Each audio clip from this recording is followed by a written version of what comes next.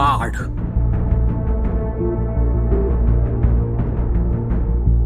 दो अक्षर का ये शब्द जितना छोटा है उतनी ही विनाश की तीव्रता अपने अंदर समेटे हुए है। ये धन से लेकर मन तक सब कुछ तहस नहस कर देती है। इसकी विनाश लीला जब इति होती है तब शेष रह जाता है वर्षों के विश्वास का अवशेष, आह, अफसोस और बेहिसाब रोष। यही विध्वंसक बाढ़ उत्तर बिहार या कहिए कि मिथिलांचल के भाग्य में लिखा वो अनचाहा अभिशाप बना हुआ है जिसे आज तक कोई विधाता नहीं मिटा पाया।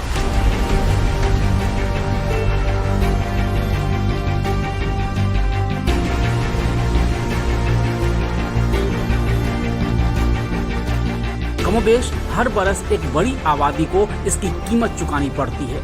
2004 में भी आफत का एक ऐसा ही सैलाब आया था, लेकिन उस साल उत्तर बिहार की आवाम के साथ साथ दक्षिण बिहार के एक नौजवान अफसर को भी बड़ी कीमत चुकानी पड़ी थी। डॉक्टर गौतम गोस्वामी नाम था उस अफसर का। साल 2004 जुलाई के महीने में जब उत्तर बिहार में जलतांडव से लाखों लोग बेघर हो गए थे, तब राबड़ी देवी की सरकार ने विशाल आबादी तक राहत सामग्री पहुंचाने का जिम्मा डॉक्टर गौतम गोस्वामी को दिया था। डॉक्टर गौतम गोस्वामी तब पटना के जिलाधिकारी हुआ करते थे। पटना एयरपोर्ट पर खुद पूरे दिन खड़े होकर भोजन, पानी और दवाइयों से भरी गाड़ियां उत्तर बिहार भेज रहे थे। बतौर नोडल पदाधिकारी 38 साल के डॉक्टर गौतम गोस्वामी सुबह 4:30 बजे एयरपोर्ट पहुंच जाते थे। उन्होंने 1 महीने तक लगातार राहत सामग्री को लेकर कोऑर्डिनेट किया। 3 महीने बाद 11 अक्टूबर 2004 को टाइम मैगजीन का नया अंक प्रकाशित हुआ। विश्वविख्यात टाइम मैगजीन में कलेक्टर गौतम गोस्वामी चमक रहे थे। टाइम मैगजीन ने शाहरुख खान के साथ साथ उन्हें भी 20 यंग एशियन हीरो में से एक बताया था।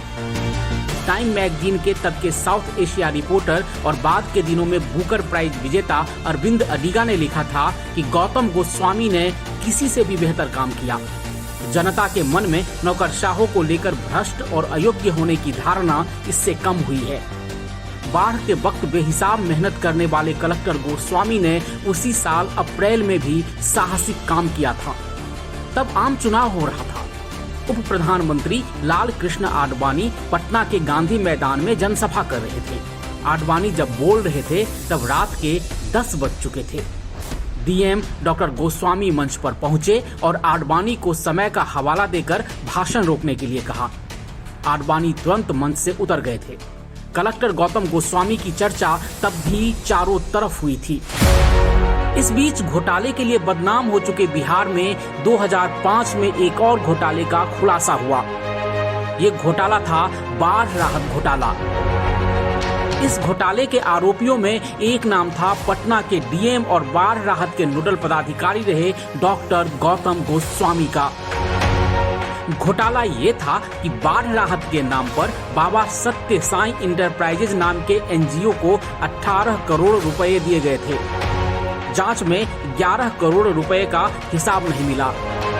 वैसे स्थानों पर भी ट्रक से राहत सामग्री भेजने का बिल दिखाया गया था जहां सड़क थी ही नहीं। जिस एनजीओ ने राहत सामग्री के लिए 18 करोड़ रुपए का चेक लिया था उसका संचालक था संतोष झा। संतोष झा के बारे में बताया जाता है कि वो लालू यादव के साले साधु यादव का लेफ्टिनेंट था। जिस वक्त पैसों का हेर फेर हुआ था उसी दौरान संतोष झा के अकाउंट से साधु यादव के अकाउंट में 6 लाख रुपए भी ट्रांसफर हुए थे।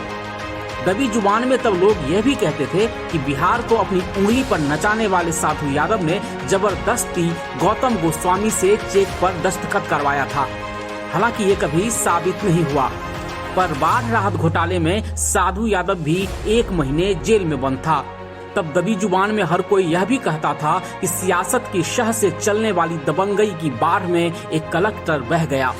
घोटाले के आरोप से घिरे डॉक्टर गौतम गोस्वामी के खिलाफ विजिलेंस जांच का आदेश हो गया। गोस्वामी ने रिजाइन कर दिया लेकिन इस्तीफा स्वीकार नहीं हुआ। गौतम गोस्वामी सहारा इंडिया में बतौर वाइस प्रेसिडेंट ज्वाइन कर ली। इस बीच स्पेशल विजिलेंस कोर्ट ने उनकी एंटीसिपेटरी जमानत याचिका खारिज कर दी। सहारा इंडिया ने गौतम गोस्वामी को हटा दिया। इसके बाद 17 जून 2005 को गौतम गोस्वामी ने अपना इस्तीफा वापस ले लिया। फिर उन्हें निलंबित कर दिया गया। गैर जमानती वारंट जारी होने के बाद वो 1 महीने तक फरार रहे। उनके खिलाफ रेड अलर्ट जारी किया गया। उन पर 1 लाख रुपए का इनाम रख दिया गया। 1 जुलाई 2005 को गौतम गोस्वामी मुंह पर नकली मूछ लगाकर हीरो होंडा मोटरसाइकिल से कोर्ट पहुंचे। स्पेशल विजिलेंस जज के सामने उन्होंने आत्मसमर्पण कर दिया। 10 नवंबर 2006 को गौतम गोस्वामी को जमानत मिली। 17 महीने से ज्यादा वो जेल में रहे। जेल से निकलने के बाद डॉक्टर गौतम गोस्वामी ने अपनी एक क्लिनिक खोल ली।